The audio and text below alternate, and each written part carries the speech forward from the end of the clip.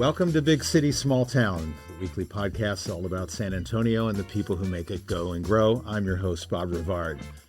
I have waited a whole year to get today's guest on the podcast, and ever since I came across her story and found myself dumbfounded that such an interesting and important entrepreneur had built this amazing skincare and sunscreen company in San Antonio and New York with products used all over the world, and I didn't know about it. Welcome, Holly Thaggard, founder of Supergoop, the prestige line of skincare products, and the company that you created to protect us from skin cancer. Oh, thank you, Bob. Thanks for having me today. Thanks for coming on. I assumed that because I didn't know about you, that you and Supergoop were San Antonio's best kept secret. But boy, was I wrong. I started asking around in my travels, and I can now confirm that almost every woman on the planet knows all about Supergoop. Many are users. People love Supergoop. And as I told you minutes before the podcast started, one of the startup engineers for a small tech company here came in, and as soon as I said you were my guest, he started going on and on about how much his wife buys your product at Saks Fifth Avenue. I love hearing that because that's what's ultimately going to stop a cancer epidemic is everyone, everywhere, wearing sunscreen every single day. It never gets old hearing that, does it? Not at all. I dream about SPF, Bob. Well, we're going to talk about the relationship of cancer and your startup and all that in just a minute, but I want to start with a few words of congratulations because next week in Houston, you're going to be inducted into the Texas Business Hall of Fame. You'll be the only woman and the only San Antonian to be inducted in this year's class, so congratulations. Well, thank you so much. I'm incredibly honored and so flattered to be among such inductees, former inductees, and it's just really exciting. I'm looking forward to next week. Yeah, you're joining Peter Holt and Graham Weston and Kit Goldsberry and so many other distinguished leaders of our community over time, and it's great that you're in there. The Texas Business Hall of Fame doesn't only look at business success, which obviously is an important factor, but also at each individual's impact on the community or the world or the people they serve. So it's a real honor. Congratulations, and have a great time there. I'm sure you will.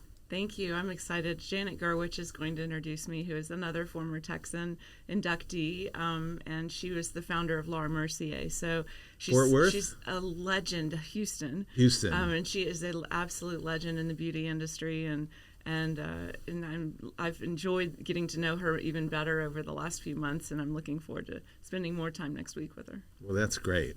Well, I'm doing my small bit today to make sure we men are paying attention because I think this is important. And as soon as you say something like skincare, that might turn off a lot of men. And I'm certainly from the baby boom generation where we didn't know we had to take care of our skin growing up. If we were trying to tan at a beach or something, we put on some ridiculous Hawaiian cocoa butter product or something and inevitably got sunburned and didn't have any idea what skin cancer was or any of that. But now I'm a buyer and a user of Sport, which is in your line of products. I might not define it properly, but I consider it the active... play. We call it play. Get out and play. The active lifestyle sunscreen. So it might be late in life for me to be adopting it, but I've become a convert, and I think probably one of your messages is it's never too late for everybody to start protecting themselves against skin cancer. Yeah, that's right. And in fact, it was a young man, a friend of mine, when we were 29, almost,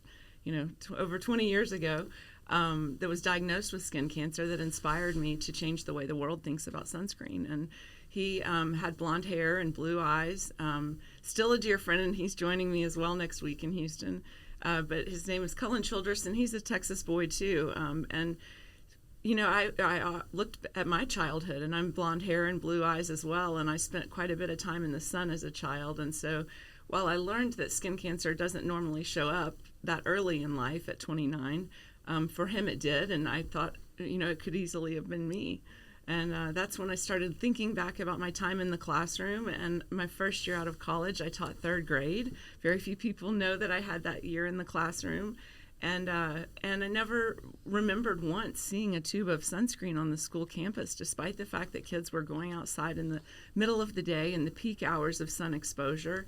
Often they were staying after school and partaking in baseball and tennis, and never once did I see sunscreen on the school campus. And I realized and thought back to that time in the classroom when we're teaching children young, healthy habits like washing their hands before lunch and going onto the playground. We sure provide a fence around the playground to protect them from ongoing traffic, and yet the sun in the sky is the number one carcinogen in this world. And while we love it and embrace it and want to encourage everyone to enjoy their time outside, we weren't doing our job as teachers in protecting our youth from that danger. And it was that danger that's cumulative over time that turns into skin cancer. And like I said, for my good friend Cullen Childress, it happened at a pretty young age. And for most people, it doesn't show up until much later in life. And that's really when I began to think and dream about SPF and figure out how to deseasonalize that sleepy Give us category. SPF. That's Sun protection factor. And it actually is a little misleading. I think it's also a rating system that needs to be updated. It's a little antiquated. Only protects from UVB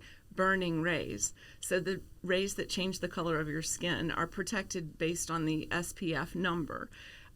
It used to be that there was a race to how high your number could be, but what people also don't realize is that the minute you're exposed to sun, it starts to break down that SPF, and it does so disproportionately to the number. So our sweet spot at Supergoop has always been between a 30 and a 50 SPF. And why I say it's misleading is the UVA rays, which are more, they're tested by a critical wavelength, and it's the ratio of UVA to UVB, not to get a little too nerdy here, but we're going to keep up with you here. that protects from the UVA rays. And those A rays, I always say UV aging or UV burning. It's very important because those aging rays penetrate deeper into the skin.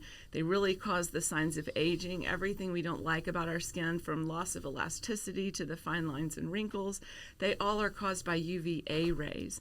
And it really wasn't until even in the last 3 decades that it was actually in the last 15 years that the FDA has established a rating system for the UVA protection in a product. So the whole category just needed disrupting and deseasonalizing, and it needed some energy behind it. So that's what. And UVA is the ray that leads to cancer.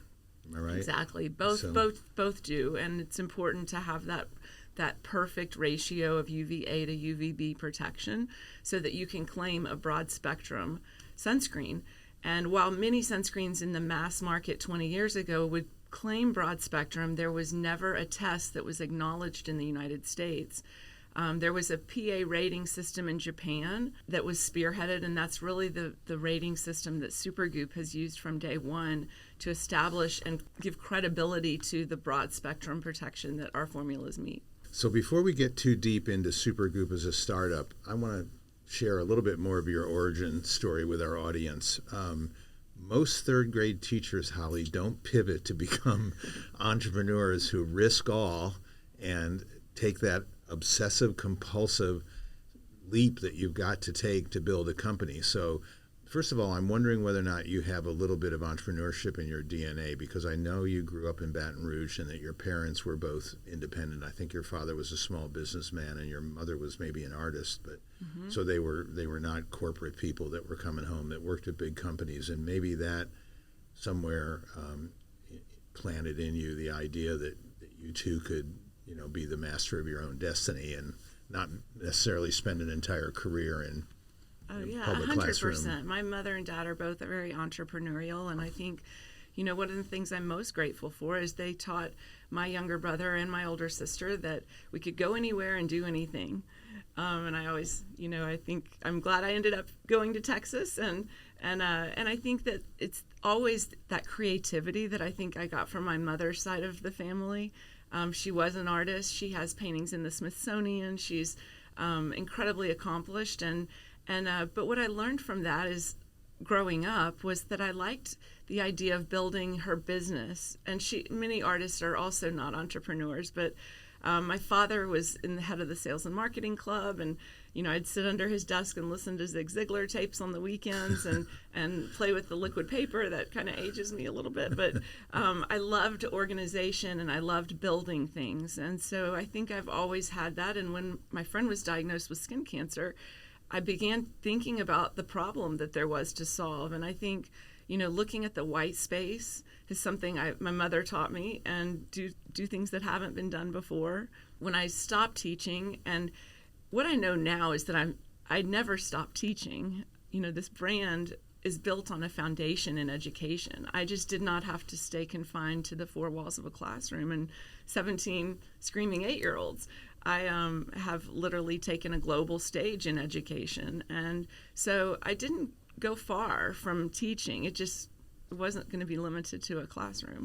And I've heard so many wonderful founder stories where the notion in the beginning was to address X, and then you pivot to Y and find your success. And so your original mission was, why are we not protecting school children's skin, and why will schools, that they actually wouldn't let sunscreen in over-the-counter products into the classroom and school, which was a little befuddling, I think, when you found out. But your original mission was trying to advocate for, let's start protecting children's skin at an early age, and the place to do that is at school. That's right. And it's actually, when you think back 20 years ago, skincare was pretty serious. It was doctor-driven brands. How many clinicals do you have? And Supergoop was really the first playful, spirited brand to be considered highly efficacious in skincare. And the reason behind that was because I wanted to turn that frown upside down on that child when her mother said, don't forget your sunscreen. And so it was much more fun to say Supergoop. And I knew that if we were going to teach and educate a new generation to protect their skin every single day, it had to come from a playful, fun, spirited brand. And it also had to come from a brand, because I actually thought a lot about a nonprofit for education around this idea that nobody's wearing sunscreen every day. There was no innovation in the formulas. It was just like how high the SPF number went. And I thought about how everyone's skin is very different. Your skin is different at age 10 than it is at age 50. And the climates are very different around the world too. What's right in Hong Kong may not be right in New York City. And so formulas needed to evolve, and they needed innovation if we were really going to inspire people to wear it every single day. And that, was just an early perspective that I had, and realized that when I evaluated the drug facts box on all of the sun care on the market, I noticed many controversial ingredients. Our mother's a breast cancer survivor, and every sunscreen had oxybenzone in it and multiple parabens for preservative system. And I knew from my research that these ingredients were controversial, and how could I encourage everyone to wear something as a nonprofit, if I went that direction, that could possibly be another cancer-causing ingredient or formula. So I knew that this brand and this idea and my journey had to be a product-driven business that could be sustainable to continue, the education that's needed in this world.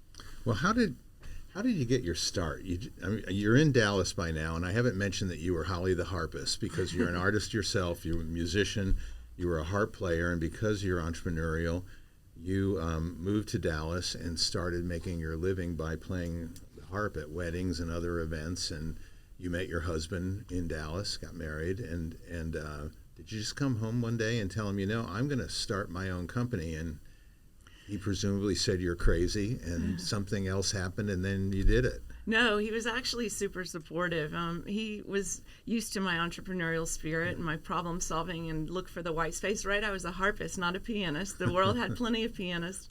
And so I love to perform. And people often ask me, how do you tie all this together? And I think they're actually very closely related, because building the business of Holly the harpist, which I thoroughly enjoyed, even maybe more so than performing, teaches you to break things down, right? And the musicians that are listening in, you open a piece of sheet music, it's completely overwhelming. You see all these notes. It sounds crazy that you're going to turn that into a beautiful song. But you do so by breaking things down measure by measure. And so you learn to play the right hand first, or at least this is how I learned.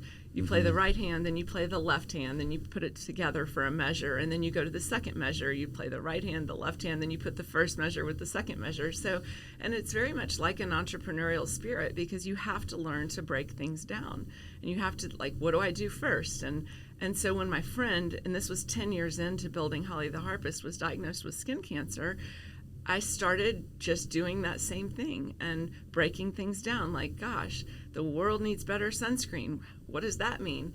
Who do I call? And, you know, I found the National Sunscreen Symposium was having a conference. And, who knew? You know, and the chemists that were speaking, I felt like they should be probably the smartest chemists to talk to. And so you call them up and you introduce yourself and you say, I want to change the way the world thinks about sunscreen, but we have to create a formula that's healthy and clean. This was kind of before skincare clean was a thing.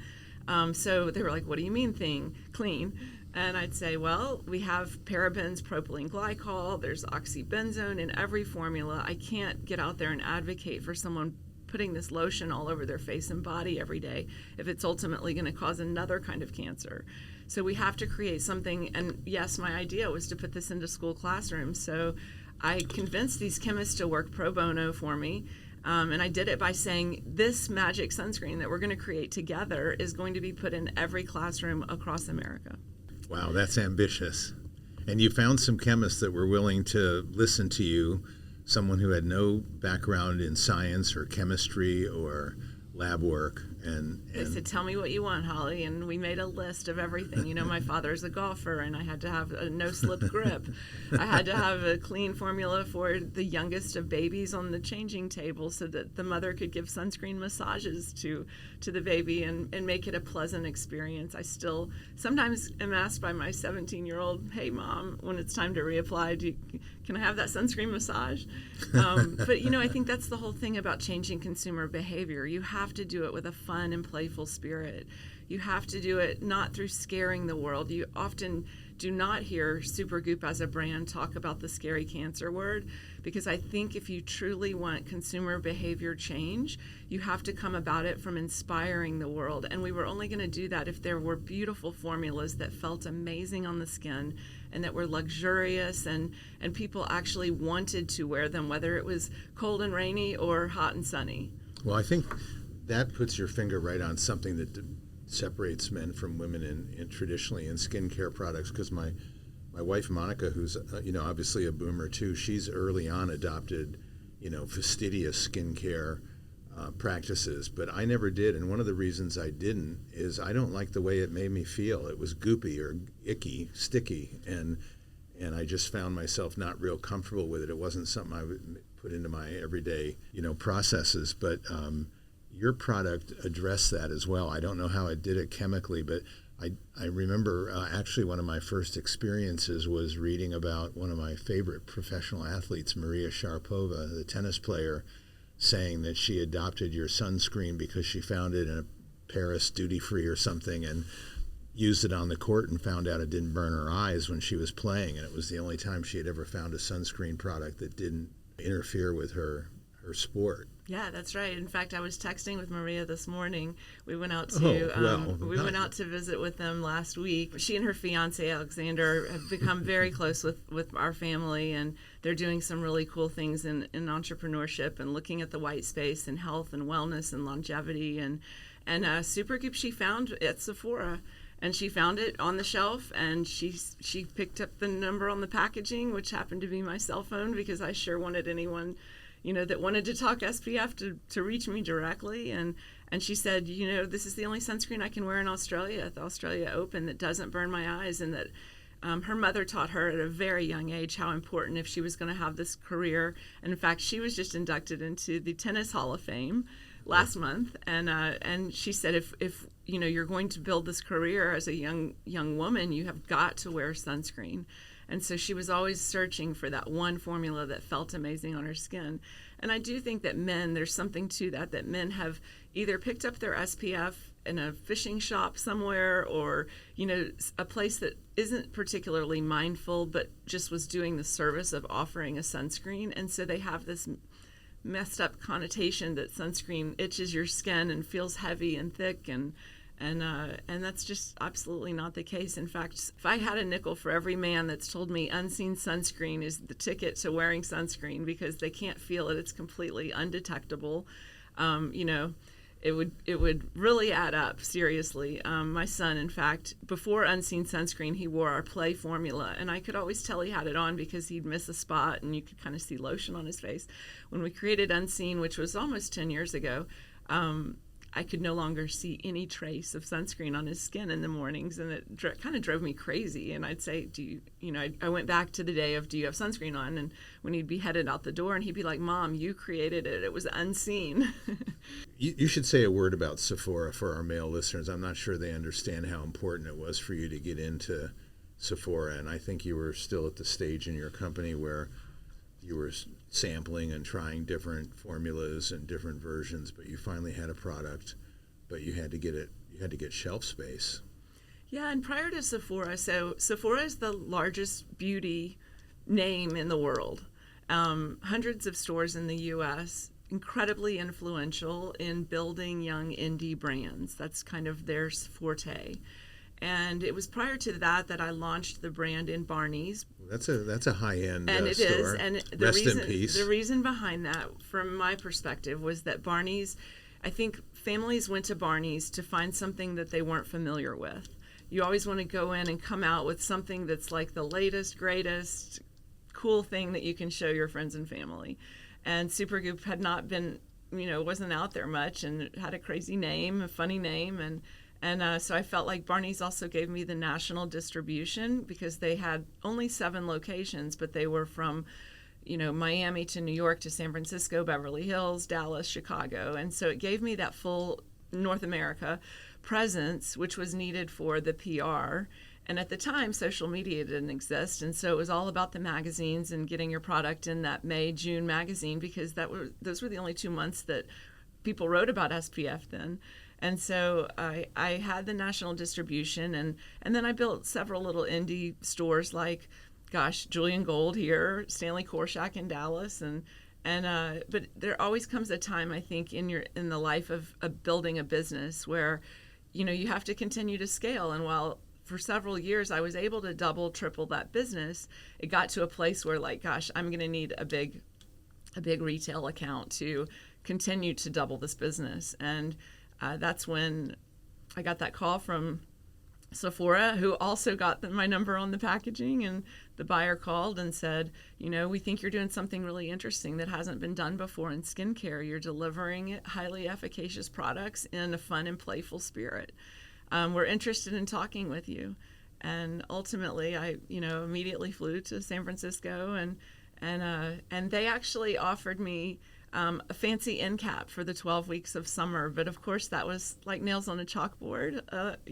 I want to deseasonalize the category. I wanted to create the desire for everyone everywhere to wear sunscreen in the year round. And so I had to fly back up there and sit down and share with them my vision. And I knew they were the right partner when they acknowledged it and said, okay, Holly, pick your 2 favorite products and we'll give you 6 inches of space. We're going to create a new wall called Advanced Skincare Favorites.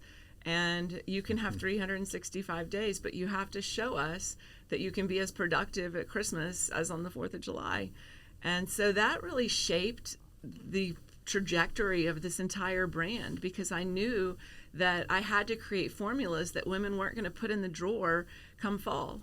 And that's where I think, Supergoop, the brand, is most known, is for innovation and creating things that, have never been done before, but built on that foundation in broad spectrum protection. 6 inches is not a lot of space. And as somebody that has had experience seeing a bookstore only put 2 books in, and you wonder how are people ever going to find my book if there's only 2 books? How did that work for you? Oh gosh, it was tough. I spent all my time in the stores. And making actually, sure they had products. Yes, and actually, what was interesting is that the Supergoop was never found on the shelf. My shelves were always empty, and so I didn't really know beauty business was kind of, retail was even lost on me a little bit. And so I didn't know there was something called a replenishment buyer that you could call and say, hey, we need to up those numbers and stock heavier because they're selling through faster. And so I did what I have later kind of called reverse stealing. I would carry my handbag in and I'd restock the shelves because I knew if there was no product, I couldn't prove that productivity to the buyer. And so I was like, I couldn't reconcile how we would ever grow that 6 inches of space to a shelf, but it worked. I always kind of wondered what would happen if they caught me on tape. I was never really fearful because I don't think entrepreneurs are fearful of anything. But I think I did always wonder what would happen if they saw me restocking with my own inventory. It's amazing what people will do when their companies are babies and they mean everything. And there's no weekends, there's no quitting time. You just live, breathe, and eat your company 24/7. People see Holly Thaggard today and they just see enormous success, but I like to bring people back to the times when your credit cards were maxed out. Maybe you and your husband were having, come to Jesus moments about, are we going to be able to sustain this? You were very fortunate to have a brother who had some considerable success in New York, I think on Wall Street. But it's not easy to take a large sum of money or a substantial sum of money from a loved one, knowing that you're putting that money at risk. So talk about how it felt back then to say, we need help, we need to go out and raise money to make this thing go. And that comes with a lot of consequences. Fortunately, my brother, yes, he lived in New York, and so he saw my dedication because I was up there every week, sleeping in his guest room. And I think, he would tell you if he were here today that he was betting on the jockey, not the horse. And it's interesting because people have asked me that question about taking family money. And his money manager, in fact, the office that managed his portfolio was in the front of his own office. And it was every week that I was there knocking on the door and asking for another 100,000. And I think that they'd go out the back and be like, "Are you sure about this, Holly?" And Stephen, are you sure about this? And I think from his perspective, he thought he was very young. He's 7 years younger than I am, and he had a tremendous success. And I think he said to me once, "I would rather put my money into you than a house in the Hamptons right now," which is what all of his friends were doing. Oh, that's wonderful. And so, it didn't feel risky, though, to me. For some crazy reason, I knew that this brand had a big job to do. And it just never felt risky. And my husband either, because I don't think he would have been comfortable taking money from Stephen and helping us build. And Stephen jumped in more so than just financially. Initially, it was just financial. But then, he began drinking the Kool-Aid too. And the passion, I think, that he saw that I had for this brand and for literally changing the way the world thinks about sunscreen, he wanted to get involved and help. And he's incredibly creative. He and my husband named Unseen Sunscreen when I woke up saying, this is the formula. It's fabulous, but the name doesn't do it justice. And many of our formulas had working names throughout the life of the process of clinicals. And I woke up and said, this is just not the name that does this product justice. And my husband said immediately, it's like Unseen Sunscreen. And then my brother chimed in and was like, it's Unseen Sunscreen. And I was like, that's it. And so, they're not only creative, but they are both obviously very well versed in finance. And the spreadsheets are not my thing. I'll be the first to tell you. And so they really dug in creating the model. And I think, with this incredible honor next week, I think what's so interesting, and I am so excited about being honored in Texas for this. But, it's a lot of the people behind my passion that have made this brand the global success that it is, and to enable us to have an office now in Singapore and Paris and New York and San Antonio, and which I will always consider headquarters because I feel like the heart and soul of Supergoop is in San Antonio. I didn't ask you, Holly, what brought you here. I assume directly from Dallas, but you've made your family here. You have 2 teenagers, I think, and or thereabouts. Yes, my husband is from San Antonio, okay. So his parents were in Terrell Hills, and his dad was a radiologist. He's retired now, but They were incredibly supportive of this journey this crazy journey that I was on as an entrepreneur. And I started traveling so much, and we didn't have family in Dallas. My brother went to SMU, but then he had already moved to New York, and we just started thinking about, if this is really something we're diving into, it'd be nice to have family around. Our kids were young, and any young mom or dad will tell you it's nice to have grandparents around and that can help support, and particularly if one's a doctor. And I had that, as a mom and a working mom, I had always that fear that when I was traveling, something would happen to one of our kids, and I knew that they were just as, if not better off, without, with the support system that we were leaving them with. So we moved when our daughter was maybe 3 or 4 and our son was 1. And it's just turned out to be such a fabulous place to call home. And in fact, our daughter is now in Dallas at SMU in her junior year, and our son is going into college next year. And fingers crossed, he hopes to stay in Texas as well. He's really excited about the opportunities ahead in college. So. Well, you're a terrific example for the city of Brain Gain. So we're glad to have you here.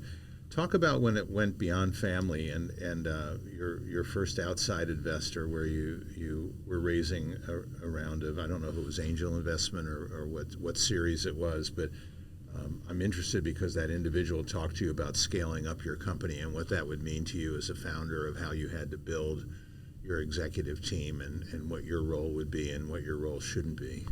Yeah, so I met a gentleman, his name is John Kinney. And he was actually, when we met, he was at TSG and in New York, but in their New York office, which is a San Francisco private equity group. And the brand, when we launched in Sephora, started to look pretty big because we were in Sephora. We were still pretty small in revenue. I took every private equity meeting. Anybody that knocked on the door, I would fly up there and say hello. And so I met John Kinney. What size was your company, if I can ask, at the time? Yeah, so when I met John, we were probably maybe 2 or 3 million in sales. So you had operating revenue and profit? Not profit, just operating revenue. Interestingly, Supergoop wasn't profitable till 2019. And what year did it start? In profitability, 2005. We're in our 20th year. 14 years is a long time to go and stay the course. What that meant when it did come time to, beyond my brother and our family money, and we did a Series A round, I had already met with most of the private equity that I was interested in. And John Kinney led our Series A round. He gave us a nice valuation. He respected the business. We had gotten to know each other. And I think that's the benefit when you meet these investors really early. And they say, you're too young, but call me if you need me. And you actually take them up on that, and you call them every single time you have a question about anything, and you say, you told me to call you if you need me. You get the opportunity to really get to know those people. And I always say, with every investor we've made, I want to feel comfortable that I would have them to my home for dinner with my children, and if I was stuck in an airport, I would want to be stuck in the airport with them. And that's how well I wanted to know an investor before they came on board with us. And so I knew in the Series A round, when we and that was about a $5 million raise. Supergoop hasn't raised that much money. It was a pretty small round for a company our size. And one of the first things that John did was, I flew up to New York. We sat in a hotel room, and he said, "Holly, what do you want to do? You have money now. What is the job that you and only you can do?" And I said, John, product development is my forte. I say this, it sounds cliche, I dream about SPF, but it's true. I wake up every morning thinking about another way in which we can get it into someone everywhere, every single day routine. And I said, so product development is something I feel like this brand, I owe it to this brand to always be a part of product development. I also want to be the passion and the press, and I want to nurture the people that we're going to build the team. I don't want to be necessarily somebody that anyone reports up to. I want to be the passionate founder that inspires this team to go do the work we need them to do every single day. And so with that, we decided, what came out of that conversation was that it was time to go look for a president. And that was a big moment about 8 years ago that really allowed us to keep that trajectory of doubling the business every year. it's just extraordinary that you went 14 years without profit and stayed the course. And so that was 2019. I did ask a lot of favors. I will tell you that. I think one year our main contract manufacturer, I begged, is probably the word, him to give us net 365. He, That's though, amazing. at that point, believed in what the work this brand could do so much. And it was because I didn't want to raise more money, but I wasn't profitable. So I didn't have and I wanted to raise money when the time was right and when I felt like we had the right investor.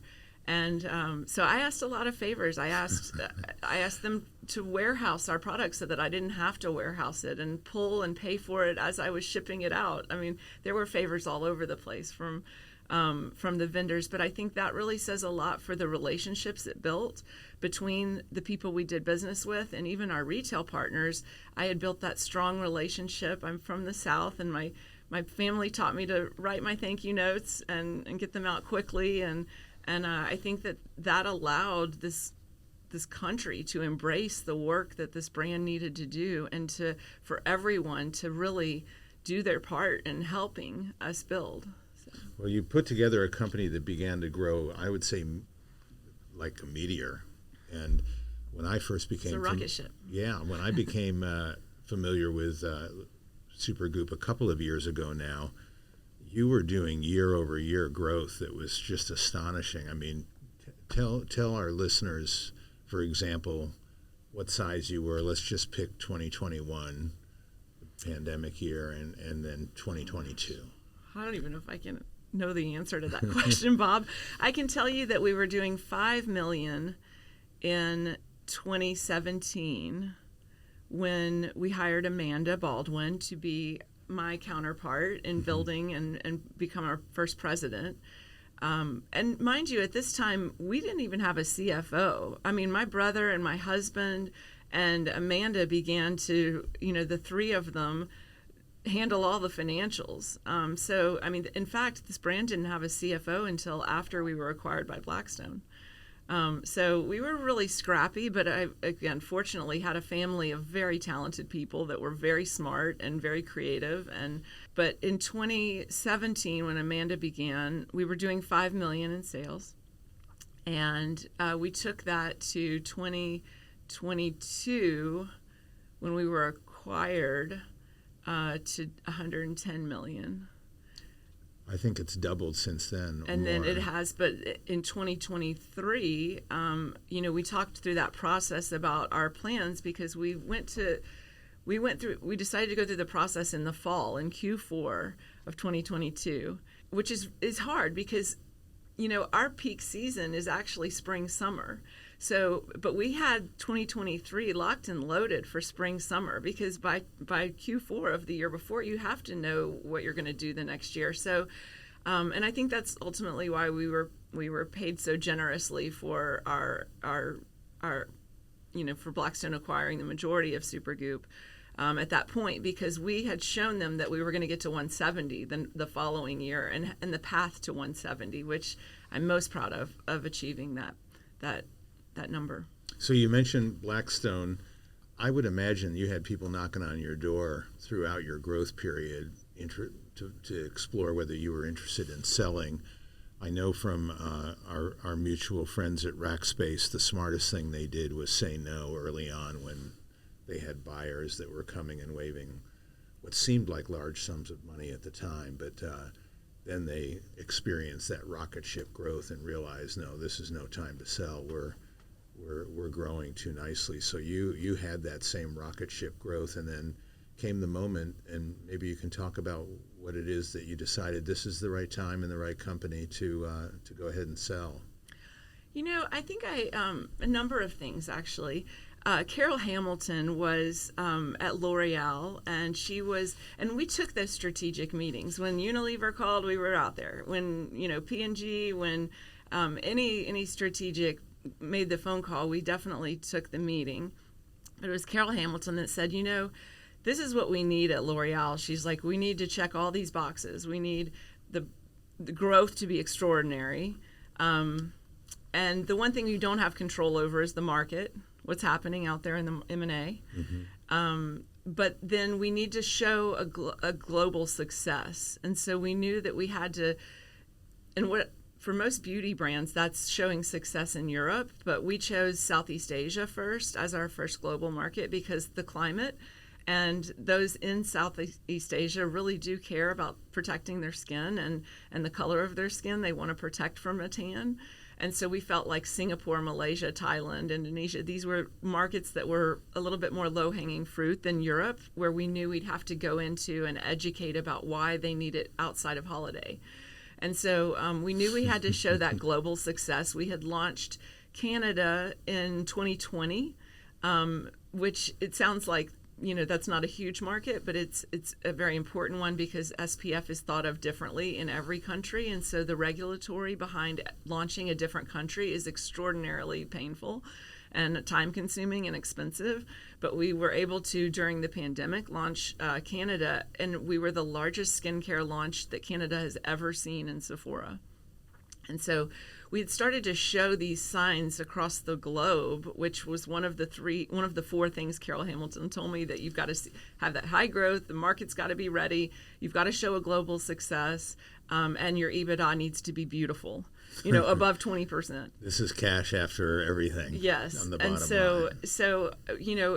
In 2022, we checked the box on all four of those things that Carol said. You've got to get this business to this point. And so we felt like everything was ready. It's time. And, I also felt like we had still a big job to do in launching Europe, and we could use some help with the regulatory that came with the 16 countries we were going into and opening an office in Paris. And so, we had an office in Hong Kong at the time. And so it was just a perfect time to bring on a partner. And so we started the process in August, and we closed 2 days before Christmas. There is always a feeling after that of, I don't know, but you've been so dedicated for so many years to building this company, and suddenly you've let go of your baby, and there's great wealth involved, and the measure of your success by how they valued your company is extraordinary. But I wonder how it felt to walk away from it. You'll always be the founder, and I don't know what role. Is there a role for you as the founder that you play in the company still, or is it completely in the rearview mirror? For 2 years, 22, 3, and 4, or 22 is over, so it's 23 and 24, I stayed pretty involved in product development. I stayed involved in the press, the media. I was chairman of the board. It's only been this last March that I stepped down and gave my chairman of the board seat up and stepped away from the business 100%. And it was difficult those first few months. Fortunately, I've met a lot of founders in the industry that have gone through something like this prior to, and I got a lot of advice from the Sarah Blakely, and who was the founder of Spanx and had gone through this about a year prior, and Bobby Brown, who is now at her second act doing an incredible. In fact, I was texting with her this morning too. I think we're both going to be in Palm Springs here in November, and we're trying to find time to connect. But she sold, Bobby Brown, her namesake brand, to Lauder, and stayed with Lauder for a period of time. But I think there's incredibly great stories that helped me, because it was a little bit like, I was pregnant with Emery, and she's 20 now, and it was 20 years, and there's it's really difficult letting go. But I think when you realize that you don't own it anymore, I do have a small percentage still in the business, but I think when you realize that somebody else bought this, it's theirs now, the majority of it, and the decisions need to be in keeping with the decisions that they envision for this brand and where they want to go. My hope is that education will always stay at the forefront, and that product innovation, we will continue to be thought of as experts in SPF forever and ever. And I think that, it's a sign of a strong brand that you've built when that happens and when that's true. But I think also as a founder, and probably the other founders listening to this would say the same thing, you naturally love to create and build. And when a business gets to the size that Supergoop is today, some of the magic that of building and creating and figuring things out and doing things differently, and not really leaning on McKinsey studies to make decisions for the brand and all of that. It's just like where your sweet spot is. And so it's been actually really fun over this last year. I've been helping our son, Will. He has a vision to change the way the world drinks water and rid the world of microplastics due to I'm the all health. in. And you know, it's a real authentic story, because when he was 5, he went to the San Antonio Academy, which is an all-boys military school. Most people listening know. And they had a doctor come in from New York and encourage the mothers in the room to not allow our sons to have plastic water bottles. And so he really grew up drinking out of glass water bottles.